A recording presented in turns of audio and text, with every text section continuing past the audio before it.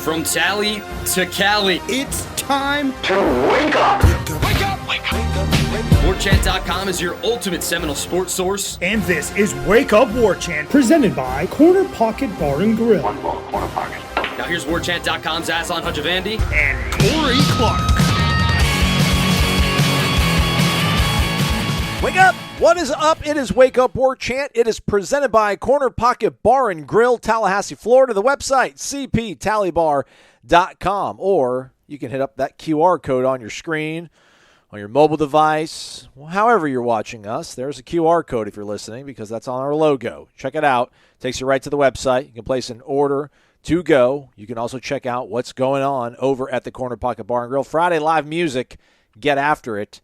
And the chicken strip basket is the lunch special. So check it out. Corey won't be there this Friday, but he'll be there next Friday live doing happy hour with Jeff Cameron, 5 to 6 o'clock. Tom Lang will also be in the house. And then the Garden Gold game Saturday. It looks like, I talked to Bill, the owner, Saturday night is going to be the live music at Corner Pocket this Saturday. Oh, okay. And they've got a Nashville act coming in. Her name is Kelsey Lamb. Okay. And she was apparently on an NBC. Not apparently, I actually watched it. She's really good. She's got a great voice. But she was on an NBC show called American Song Contest. I don't know if you saw that. Did you see that I just Googled her name, and it says, what Kelly Clarkson's feedback meant to American Song Contest country singer Kelsey Lamb. Yeah, so she's come. I mean, she's a big deal, and she's going to be at Corner Pocket on Saturday night, 9 o'clock. So be there. Corey and Stephanie will not be there. But, we would love to be there. And Bill's a big fan. She's been there before and apparently really likes Corner Pocket in Tallahassee. He's a big sports fan. So go there and show your support. Google says her about reads, with poignant lyrics, enchanting melodies, and a sunny southern charm, newcomer Kelsey Lamb is undoubtedly a star in the making. Wouldn't it be cool? I tweeted this, I don't know when it was, probably 2 years ago. Mumford & Sons played it at South by Southwest when they were just coming out, like not just when they were coming out, but they were touring their first album, but they were not playing a big venue. In fact, this thing that's on YouTube is them at a pizza joint in Austin, like playing in front of 40 people. And nobody's ever heard these songs before, but they're good. It was Little Lion Man, maybe. That's what they're playing. But it was before Little Lion Man was a hit, and they're just playing in front of 50 people on this patio at a pizza place in Austin. And wouldn't it be cool to say you were in that crowd and you saw Mumford & Sons before they blew up and how awesome that is? Same thing with Kelsey Lamb. Now, look, she's already been on national television, so she's already higher than Mumford & Sons was at that time. But, yeah, it'd be really cool to go see her. She might be someone that in 3 years is playing the Civic Center or is playing, I don't know, Madison Square Garden or the Doak. But right now, you can go see her at Corner Pocket. Right. That'd be cool. There we go. We were at practice on Thursday, this whole podcast, nothing but observations, all the observations. Florida State, again, will scrimmage Saturday. They'll practice next week, Tuesday, Thursday, Friday, Garnet and Gold games Saturday. We will be at the Hotel Indigo on site for like 5 hours or so. Come out there, though, high noon, meet and greet, and then 1 o'clock pregame show with Jeff and Tom. There will be a watch-along with Gene and Tom, and then a post-game show with Gene and Tom as well. So we got you covered for that. Corey, did you write? I haven't checked out the website after practice, did my part, posted all the videos. Well, not all the videos, but, the interviews, had my dinner. What did you take away from Thursday, man? I did write, but I didn't write observations. I wrote about Derrick McLendon, who said he's trying to be the best defensive end in the country. He thinks he's the best defensive end in the country. I wrote the story, and when I was writing the story, it's like, all right, you can say that's great, but just be one of the two best on the team. That would be a step up for you for Derrick McLendon. But then you go and he talked about it, but he was in 2020. He was behind two guys that ended up getting drafted at defensive end. Now, they were not very productive here, but they were veterans, Kane Doe and J-Rob, and he was behind them, so he didn't get a ton of playing time. And then last year he was behind two guys that are one guy that's definitely going to get drafted. Keir Thomas, you'd think, would get drafted. And they were both all ACC guys, and one might be a first-round pick, a top 15 pick. So it's not like he hasn't done a lot at Florida State, but he has been behind probably four defensive linemen that got drafted. So now, and that's what his point was, is now it's my turn. It's my turn to be one of those guys. And maybe he will be. I mean, I'm telling you, he does flash, some. He certainly looks better than he did, in my opinion. He looks faster, quicker. than he ever has. So that's a nice plus. But yeah, so that's what I wrote about and how big that would be. Because I think Verse is going to be something. I mean, I don't think there's any doubt about it now. After watching him again on Thursday, he had a possession, a series against, what could be the starting offensive line, and wrecked it 3 plays in a row. Just absolutely wrecked it. And what's remarkable about it is 2 of the plays were like those naked bootleg rollouts. Naked. And he doesn't even get blocked because he's supposed to go along with the flow of the play and get fooled, and he didn't. He was fooled a little bit, but not enough, and he's so fast that Jordan Travis can't outrun him. He can't. I mean, he could probably, but he could not outrun him in those moments, and he had to throw it away or just take the sack. And the thing about Jared Verse now is when he makes a play, sometimes even when he doesn't make a play, he's going to tell you about it. He's got some of that in him, man, which I think is great for a team. Now, he's not making a lot of friends on the offensive line, probably, or on the offense in general. Like, he's talking to the whole offense. But that's great for practice, man. I just think that kind of stuff is the stuff you need. You don't need it raises the level of competition. Just to shut him up, it raises the level of competition. I just think those guys are invaluable on a football team. So anyway, Verse looked good again on Thursday, but if McLendon can be something on that other side, or Briggs, another single-digit defensive end, that's what these guys do. He's 6, and McLendon's 9, and Verse is 5. Maybe it won't be the step that it will be a step back just because they're not Jermaine Johnson, but maybe it won't be a leap back. And the defensive end can still be a somewhat productive position at Florida State because they both look pretty good early, but then you wonder this spring. But then you wonder, okay, does that mean the tackles aren't any good? That's always the rub when you're talking about spring practice.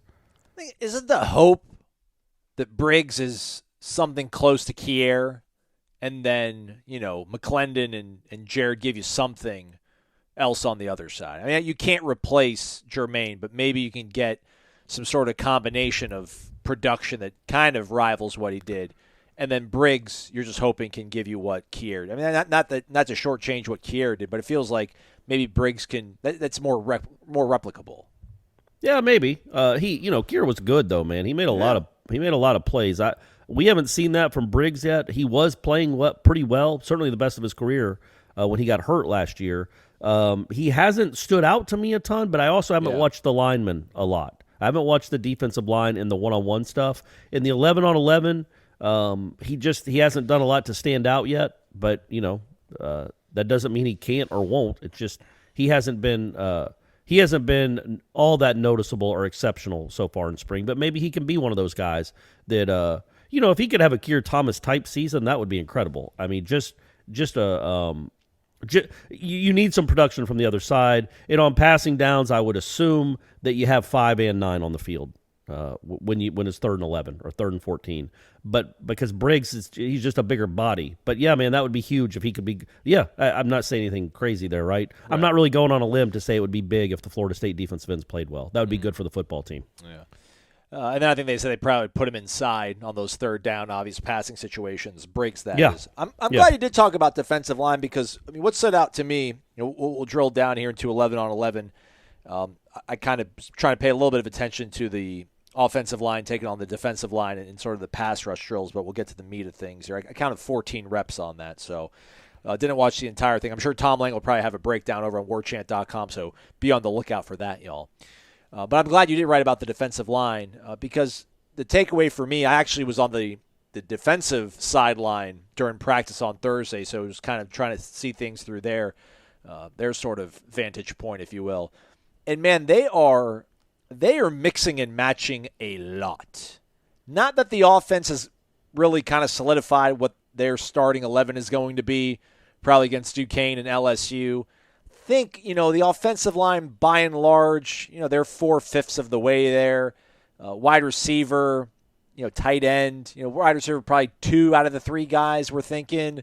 But the defense, man, they are mixing and matching a lot, and they look good, I thought. But there's such a big drop-off from the defensive line from first team to second team. But I guess what kind of maybe gives me a little bit of hope is the fact that they're still limiting, Fabian and Coop. which actually, I don't know if I can say that. But it's just, man, there's a huge. They have pieces. They do not have depth. And the whole time I was thinking, and then Tate Rodemaker put together a really nice series, and I was like, you know what, man, I think I might rather have a defensive lineman out of the Portland at quarterback right now. I still think maybe more than even quarterback. I thought going to the spring, man, they've got to get another grown man to come help out with the defensive line, because I mean they've got like like Bishop Thomas is seeing elevated action, if you will, man. And I think we feel good about what he can be. You know, Odell's on his case a lot. That's always a good sign.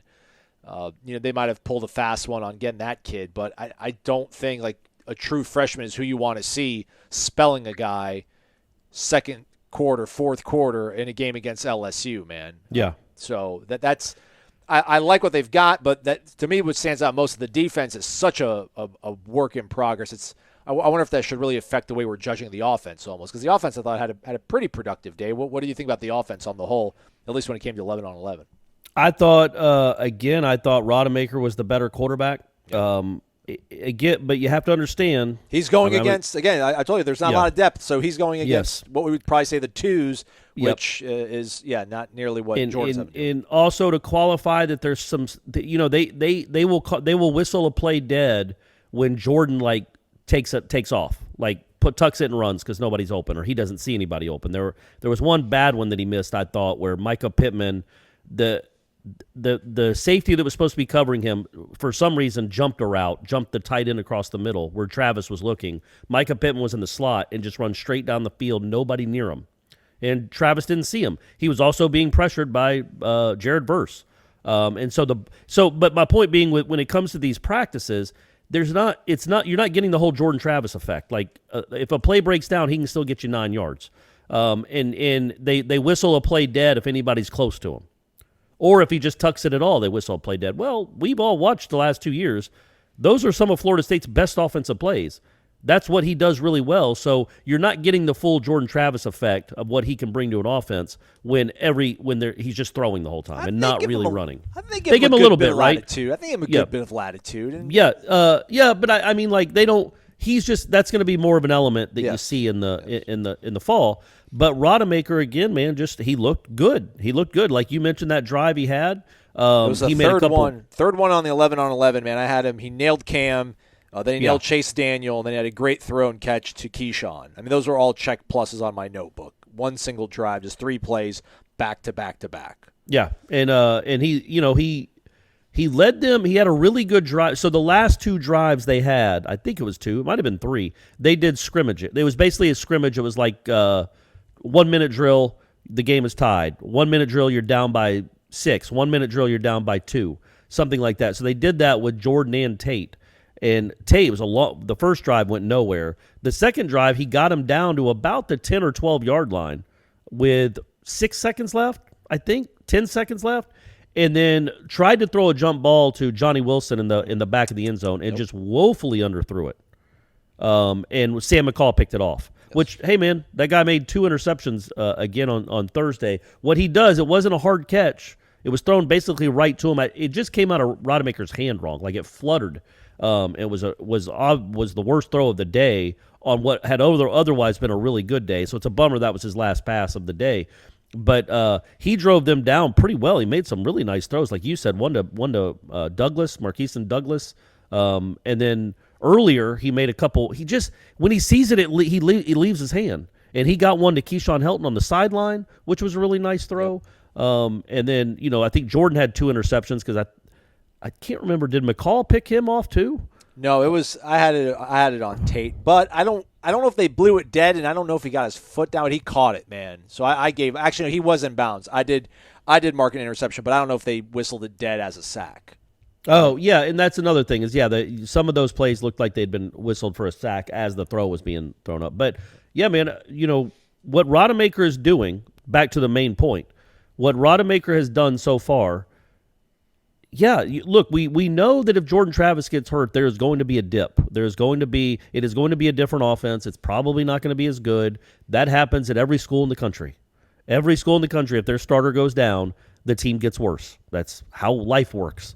So if Jordan Travis goes down, my point being, say they bring in a Hornibrook clone from some school that just gives you some experience that you can rely and have a reliable backup. Well, this guy's not going to be as good as Jordan Travis either, and that your team is going to be worse if Jordan Travis goes down, regardless of who you bring in from the portal, if you go into the portal after the spring.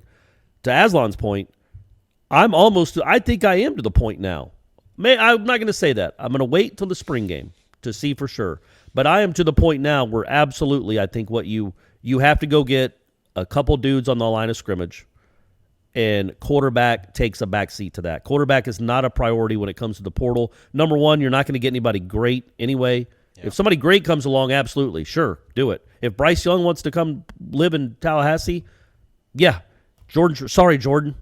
You want to move out wide? We can try that cool little 2 quarterbacks in the backfield play every now and again, like we did with you and McKenzie. But, yeah, you're taking Bryce Young or somebody like that. But you're not going to get somebody like that. So, yeah, the way Rodemaker has played, to me, has shifted things to the point where, yeah, you might have 3 or 4 spots left for a portal guy, and I don't think QB is even anywhere close to a priority right now. I think it's, like you said, line of scrimmage. I think both lines of scrimmage. I think you definitely could use some more help at tackle or on the line in general, offensively, and then defensively, yeah, you've got to add some depth on both the edge and interior. You've got to add some depth. Yeah, that last drive where Corey was talking about was very much a game simulated sort of situation and scenario. I had him Marqueson incomplete, then another really good throw to Jordan Young, then a good throw to Jackson West, but ultimately it was picked off by Sam McCall. Yeah, McCall had a really solid day, man. That was good to see from him. And then on the subsequent drive, they let it go, man. They let Jordan run. He got a huge chunk of yards on a scramble. So in that situation, they definitely let that ride out because, again. Yeah, that was a 25-yard run that might have actually gone for a touchdown because the way he cut back, they whistled it dead as soon as the defender got near him, but there is a chance he would have housed that from 65 yards. But they just made it a 25-yard run. Yeah, so he went incomplete on the first play. Omarion Cooper was in coverage. Surprise. Then that scramble, then he was sacked. I think it was a legit sack. I thought it was a legit sack. But then he went back-to-back good completions to Cam McDonald. Ryan Fitzgerald comes on. In that scenario, they were down by 2, and game-winning field goal was good. So, yeah, offense. But the previous 2, I guess, to go back, the previous 2 times they tried it, because I noted those down. When they did you get the ball, I guess you get the ball at the 30, or maybe the 25, 15. I can't remember where they put it. It doesn't matter. Yeah. But they got the ball at the 25-yard line, had to go the length of the field in a minute. And Jordan Travis I'm looking at it right now, he threw a he had a 13-yard pass to Douglas, then incomplete where he hit Lundy in the back, who was covering McDonald, who was not open. Yes. McLean had a bad drop on probably Travis's best throw of the day, middle of the field crossing route, hit him right in the hands, dropped it. That was a 3rd down play, maybe a 2nd down play. And then he had another pass to who was that? McLean, that almost was intercepted. That was knocked down by Renardo Green, and then the very next pass was intercepted by Shaheem Brown. But that was 4th and 14. And that was going to Johnny Wilson too, man. And Shaheem Brown came in there jumping and high pointing. Yeah, man, great play by him just to go get it, go attack that thing. I'm telling you what, I don't know if he becomes something like that guy. All he does is make plays when we watch him. I know he's young, but maybe if he can figure it out, he seems like a ball hawk. And then these 2 young corners definitely seem like ball hawks. So maybe the secondary's in good hands here for a while. But the point being that so on that pass, it's like, yeah, you don't want Jordan to throw an interception. You didn't want Tate to throw an interception. But it was dictated by down and distance. It was 4th and 18, and the time was running out. He had to throw it up. So, but he did throw an interception. Shaheem Brown made a nice play. I wanted to go back to what they did a lot, especially in 7-on-7. In 11-on-11 too. They did a lot of like 3rd and 14.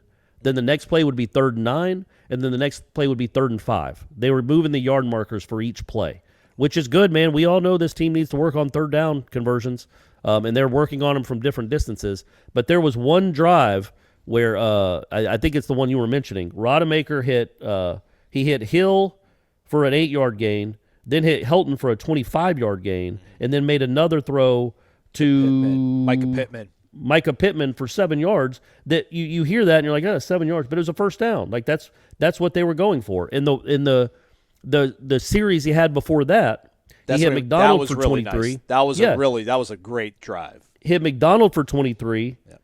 Hit Preston Daniel for 23, Yep. and then hit Keyshawn for 20 more yards on just like an out route where he saw Keyshawn break open, got it right to a spot, moving up in the pocket. Man, he's just looking good, guys. I don't know what I'm tired of talking about the dude. I think at some point I might just have to admit he's a good quarterback, or he's become a decent college quarterback. But I'm telling you, he was good again on Thursday, and what that does for this program, what that does for this offense and this moving forward, sure, it would be great if he can play in 2023 or 2024, or this year if he's forced into action. But just it frees up the portal where you don't have to spend it on another. You don't just have to go get a dude at quarterback. You know what I mean? Right. Like, who are you going to get in the portal that is absolutely better than your two options you have right now behind Jordan Travis? I don't know that there is one. And now the way Rodemaker has played, I think frees you up to go probably do something else. Again, though, if he goes and wets himself inside Doak, we'll have a different conversation.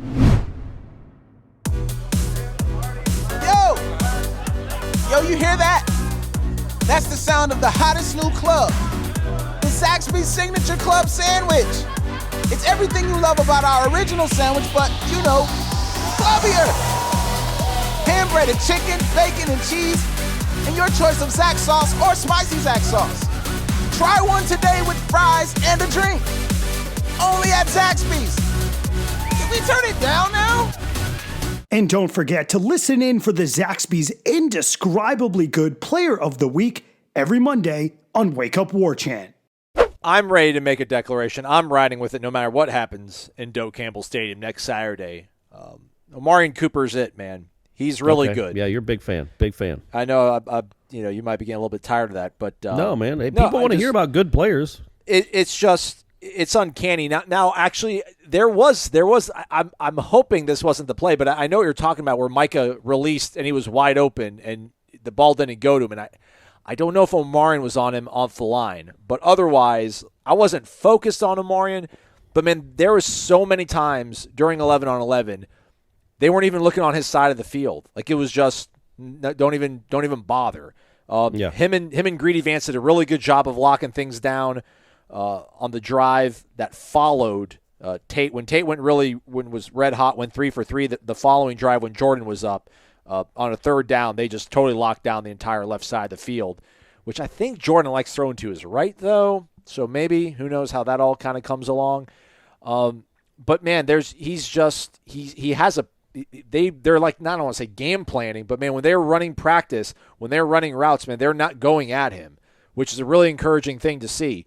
And the one time they did go to his side of the field, they did get a good completion to, I think it was Cam McDonald. That was the one we were talking about when we were walking down towards the end zone, where they had Omarion was lined up, I think, on Pittman, and then they had Shaheem playing safety, but they had Cam McDonald on a linebacker, and they're like, all right, it was a good job by Jordan to look at the matchup and realize, okay, I don't have anything out wide. I've got Cam on a linebacker, and Shaheem's playing 20 yards off of it, and he threw a really good throw to Cam to keep things going. But I'm continue to be impressed by just how steady Omarion Cooper is. And he's not just lining up just on Pokey. He's lining up on Pokey a lot, but I saw him going up against several different guys, and he's just been running stride for stride, locking guys up. It's just been it's cool to see, man, because again, I just think if they get another, I think Jamie will bring that. Jamie's going to give you that.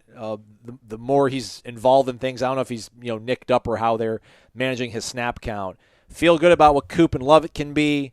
And then on offense, I do like Micah Pittman, and maybe I should give Jordan a little bit more props than I do. But if one or two more guys, maybe Ja'Kai, maybe I need to really come on your side of the things with Ja'Kai and just finally give him kind of the props that he deserves. Just give me those. Just every practice is good. Like, I just don't see mistakes. I don't even really see a bad period. Maybe a bad rep, but then you go out the next play and you make something happen. So those are really good things I've been seeing. And I thought Johnny Wilson had a nice day overall. He caught a touchdown in the I think it's the part you were allowed to video. Yeah, it'll be up on the website. Everybody, check it out. Yeah, go watch that. I think it was Rodemaker that made the throw, rolling to his right and then looking back in the middle of the field. Nice throw. He also made a really good. It was over our man 20, Azarie.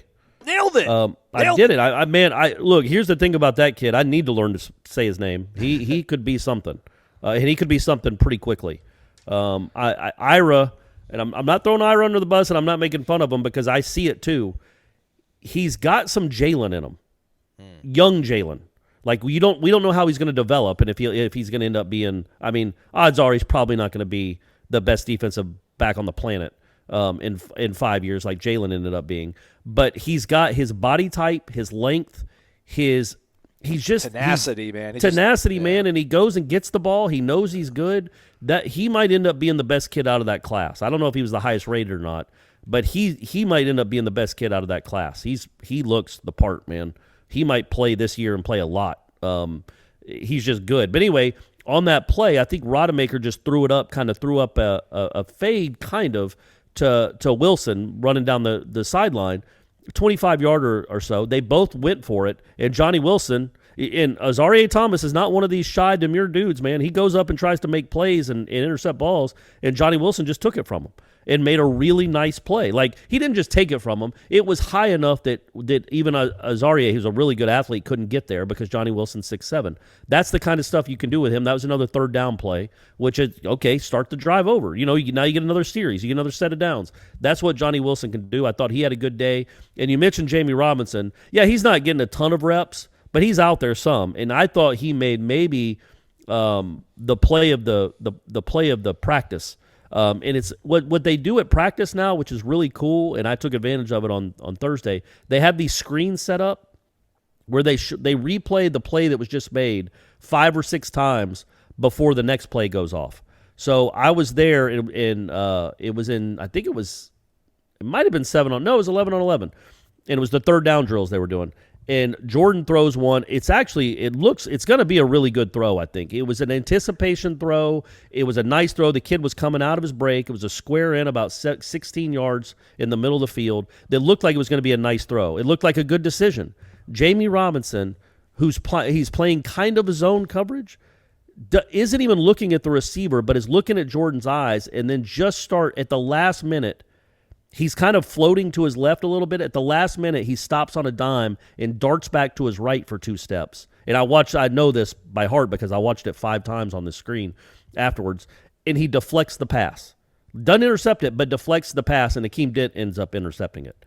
And that's a good football player making a good football play that can change a game, just almost on instinct.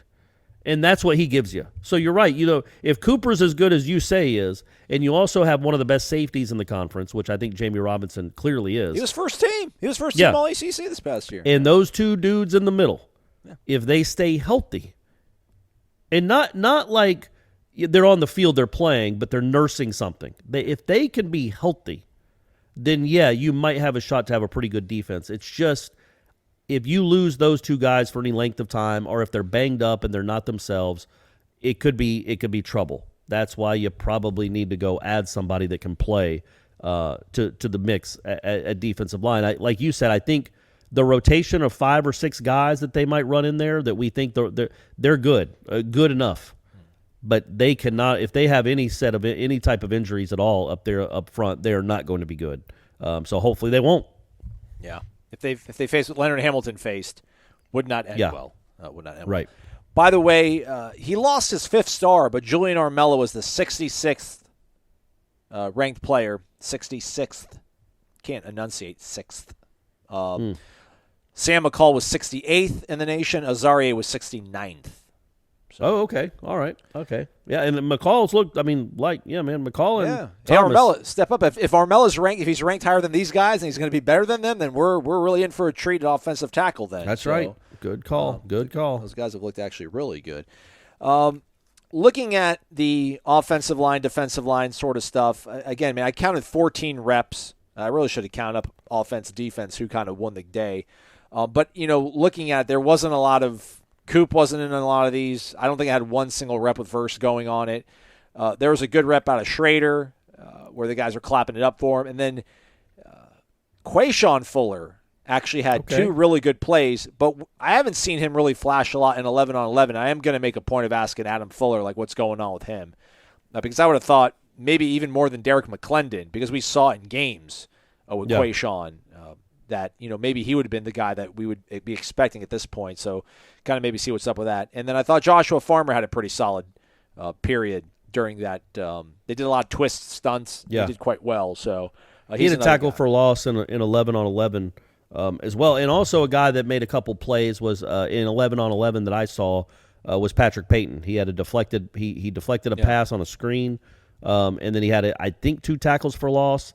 And I will say this: who's 52? George? Is that George Wilson? George Wilson, correct? Yeah. So he had back-to-back plays where he was not blocked, like he just sped around the tackle as if he was not there.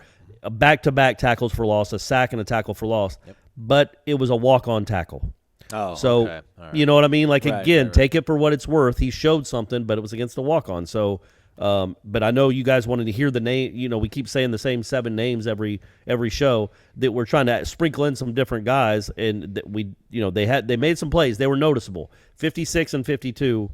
I noticed them on Thursday, which is a good thing. You got to have more guys. Somebody's got to step up out of this crew. They got a lot of defensive linemen right now. I think I'm convinced on Verse now. He's going to play and be good. He's just got. There's something about that dude, man. So he's going to be good enough.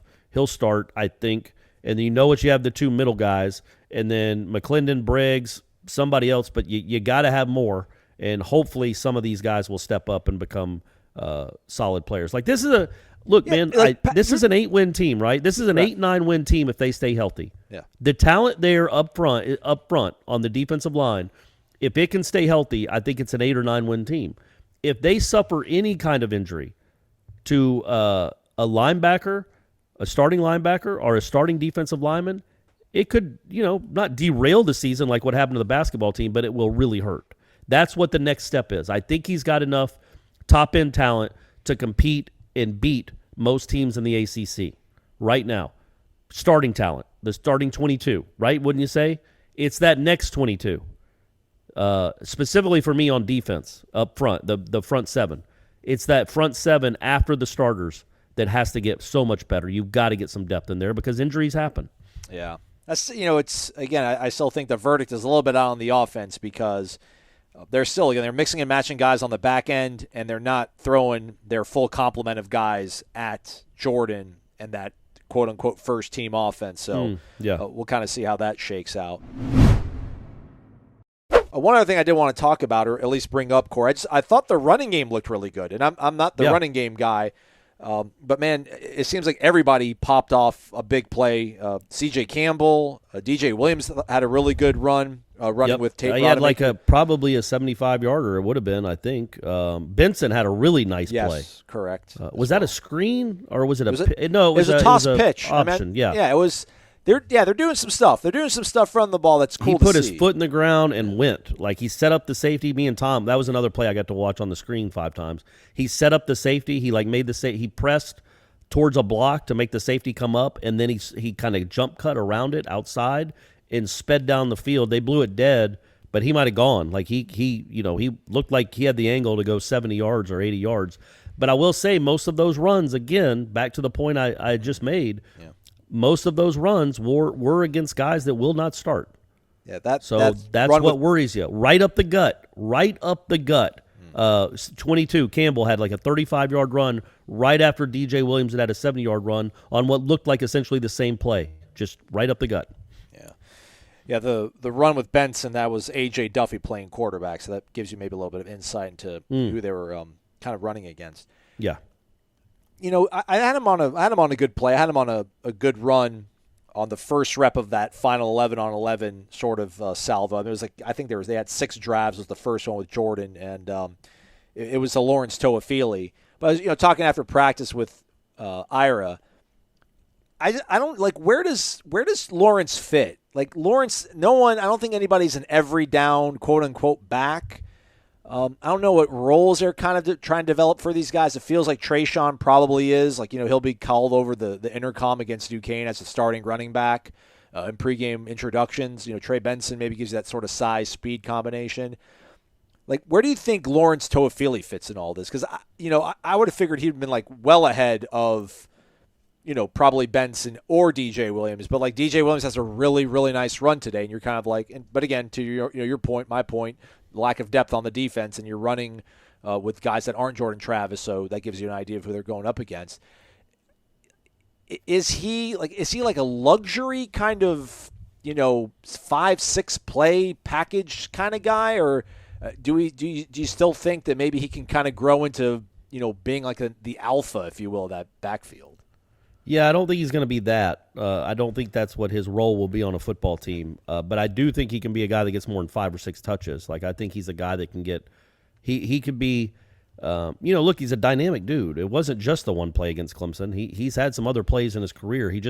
The second half of the season before he got hurt on that stupid play at the end of the Clemson game, he was coming along. He looked like he was a guy that could be a difference maker. And I think he's still that guy. I think he's a guy that, like they talk about, they want to get in one-on-one situations, whether it's on a toss sweep, a run play, out in the running a route as a running back, coming out the slot, whatever he's going to do, he can be a matchup nightmare. He is a skilled, talented guy. But no, he is not going to be a 20 carry a guy game, right? I don't think that's his role. I think he's a guy that probably plays 30% of the time, but you have specific plays for him. And you also, he's a nice changeup too. Like he's a guy that can. He's certainly proven that he can make plays at this level. But I don't know that he's ever going to. In fact, I'm pretty positive he's never going to be like a feature. We're going to give the guy 25 carries a game and let's see where he is at the end of the game or at the end of the year. He'll have 1,600 yards. He's not going to be that dude. But he's a guy that can make some plays in a variety of different ways. Right? Yeah. I think he's that guy. I think he's kind of what.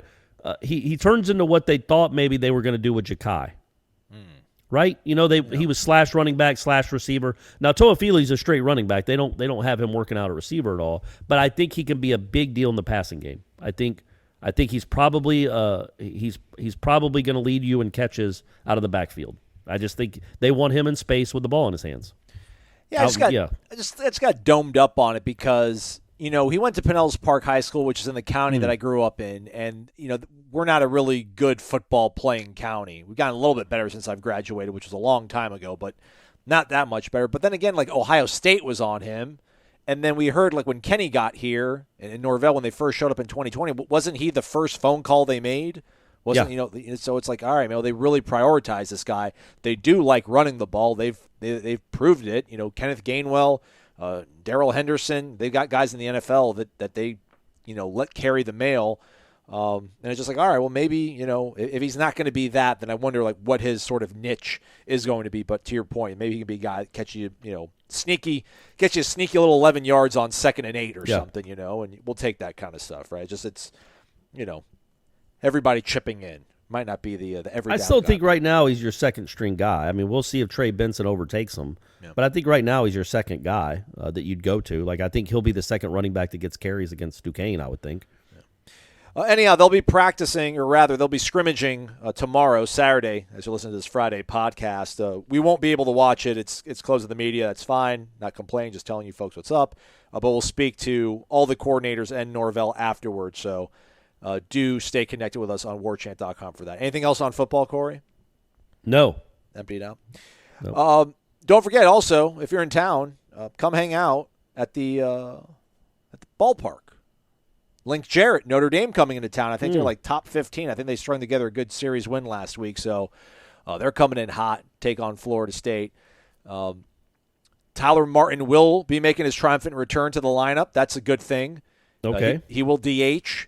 Asked, what does that mean? How does that change, like, the complexion of your lineup? And he just talked about, if anything, that's like another 6, 7, 8. I think he said like 10 more pitches a guy's going to have to, deal with.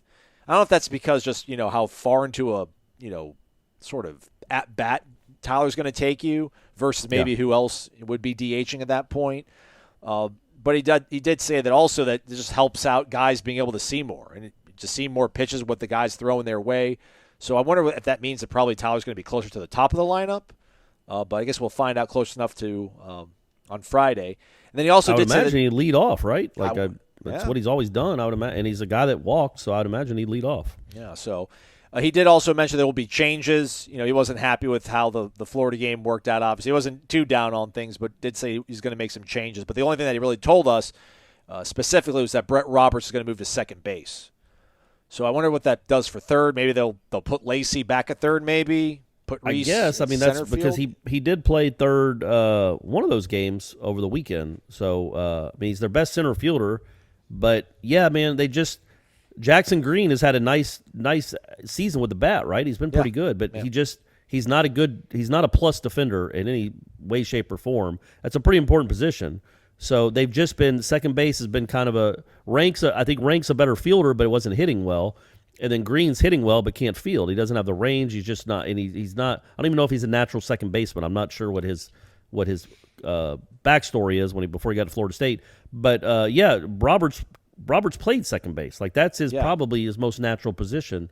So now you've got a plus defender at second and a plus defender at shortstop, which is more than they've had since probably, I don't know the last time they had a good double play combo, like a really good fielding double play combo.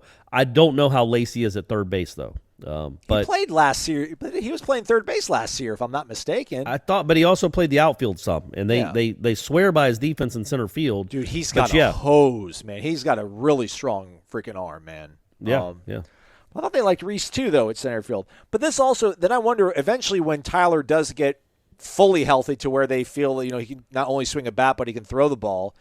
Like, does that make them even better? I mean, then do you put Tyler? Yes. I don't know. Does Tyler play third? I mean, Tyler would first. I mean, he's an infielder. Like that was his strength coming out. That was kind of he was more known for his glove than his bat coming out of high school. And yeah, man, I don't know if he's a middle infielder. I don't know if he's an infielder at all. Even if he was just at first base, it makes your defense a lot better. Toral's a DH. Yep. He's playing first, but he's just not good over there. So yeah, I don't know if will he ever be healthy? Because that's the reason he had to play first his first year was because he was hurt. Tyler Martin, I'm talking about. Yeah. So we'll see. I think he's probably just going to DH. I mean, if it's a shoulder thing, I don't know that you could even first baseman have to throw some. Yeah. No, he's going to DH this week. I'm just thinking down the road when we get into if it's this year, May. If it's this year that he's okay, that he can, then yeah, I don't know. I don't know where you put him, but I would assume first and then Toral's your DH. I don't know. Yeah, I guess he said that the reason that Tyler will play on Friday and start the weekend is that he finally had back-to-back-to-back days, like 3 days in a row of full workload and not feeling bad. So they feel pretty good about it. And then the last baseball note, because we talked about on the show, did ask me where they, will we ever see the Florida series return to something quasi-conventional, like a weekend set, the way you're talking about. And he did say that it's something they're definitely going to discuss. He did say it's because Florida has new administration, but Scott Strickland's they didn't get rid of their AD, right? Scott Strickland's still down there. But maybe this is the first time the contract on the series is coming up since he's arrived in Gainesville, I'm thinking. Oh, maybe, yeah. But he did say, because I mentioned your whole thing about, hey, keep it in Jacksonville, but, play one game in Tallahassee like Friday. Go to Jacksonville Saturday, Gainesville Sunday. He said that would be on the table. He's like, yeah, we would be open to maybe doing something the way the Clemson and South Carolina does. And then Ryan Kelly also pointed out that I guess apparently Georgia and Georgia Tech does that as well. They rotated around three different places. Yeah, they do. They started doing that. That's right. They play one in Atlanta, they play one in Athens, and then another one is usually the last time was at the Gwinnett Braves Park, which is basically in between the two. Yeah. And had a good crowd. Yeah, they should do that again. Yeah. And then he said something about, we're also open to doing Tuesday, Thursday, and then swapping years. And then I asked the media liaison, asked our guy Stephen McCartney. I was like, can you get clarification on that? Are they only going to do like a 2-game set? And I think what Stephen was telling me is that they would do like a 4-game set. They would do Thursday, Friday, Saturday, Sunday. Yeah, they used to do that. They used to have 4 games. Is that the way it was? Yeah. With Miami too back in the day. And then when they started this dumb thing every Tuesday. They also, it used to be 4 cities. It was Tampa and Jacksonville both got games, I think, along with Gainesville and Tallahassee. So it was actually spread out over 8 weeks. They played 4 times in 4 different cities. Just the dumbest stuff anybody's ever done. That's like shout out Tampa getting a game. And it's cool because like Meat embraces all the the sabermetrics and the analytics and velo and the spin rate and all this kind of stuff.